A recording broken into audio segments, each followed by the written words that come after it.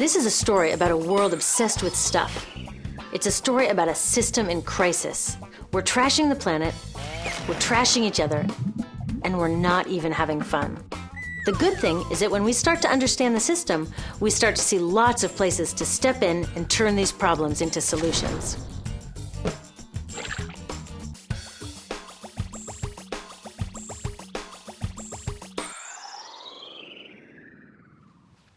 One of the problems with trying to use less stuff is that sometimes we feel like we really need it. What if you live in a city like, say, Cleveland, and you want a glass of water? Are you going to take your chances and get it from the city tap? Or should you reach for a bottle of water that comes from the pristine rainforest of Fiji? Well, Fiji brand water thought the answer to this question was obvious, so they built a whole ad campaign around it. It turned out to be one of the dumbest moves in advertising history. You see, the city of Cleveland didn't like being the butt of Fiji's jokes, so they did some tests, and guess what? These tests showed a glass of Fiji water is lower quality, it loses taste tests against Cleveland Tap, and costs thousands of times more. This story is typical of what happens when you test bottled water against tap water. Is it cleaner? Sometimes, sometimes not. In many ways, bottled water is less regulated than tap. Is it tastier? In taste tests across the country, people consistently choose tap over bottled water.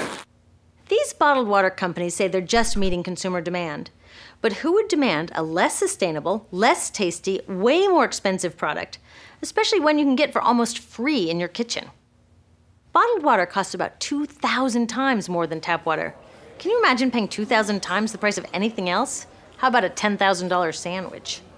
Yet people in the US buy more than 500 million bottles of water every week. That is enough to circle the globe more than 5 times. How did this come to be?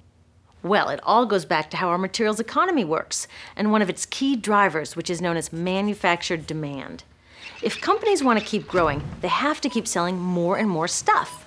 In the 1970s, giant soft drink companies got worried as they saw their growth projections starting to level off. There's only so much soda a person can drink. Plus, it wouldn't be long before people began realizing that soda is not that healthy and turned back to, gasp, drinking tap water. Well, the companies found their next big idea in a silly designer product that most people laughed off as a passing yuppie fad. Water is free, people said back then. What will they sell us next? Air? So how do you get people to buy this fringe product? Simple. You manufacture demand. How do you do that? Well, imagine you're in charge of a bottled water company.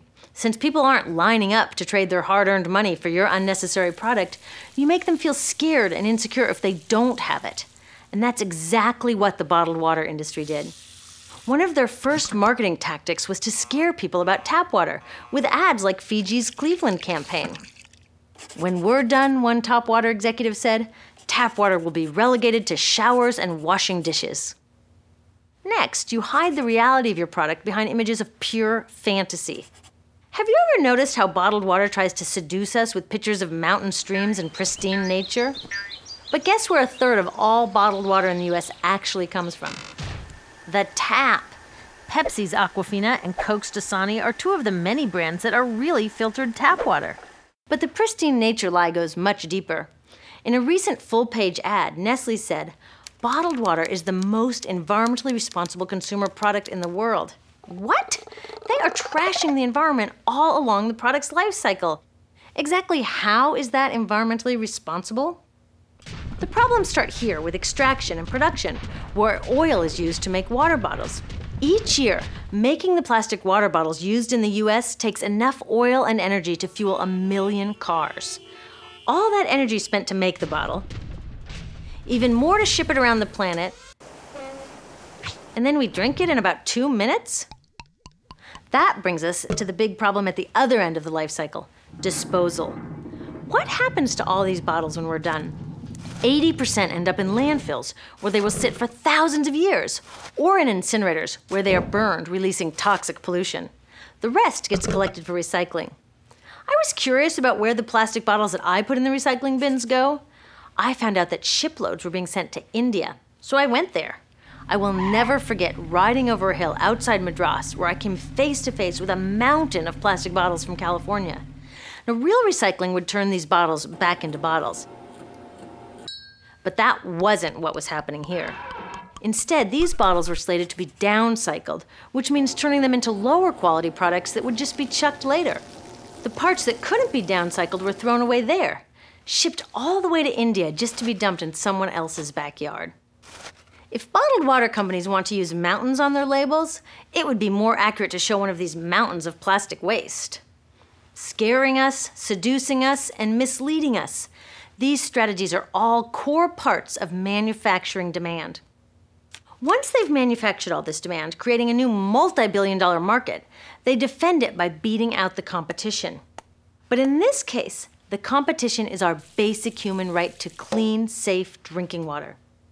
Pepsi's vice chairman publicly said, "The biggest enemy is tap water." They want us to think it's dirty and bottled water is the best alternative.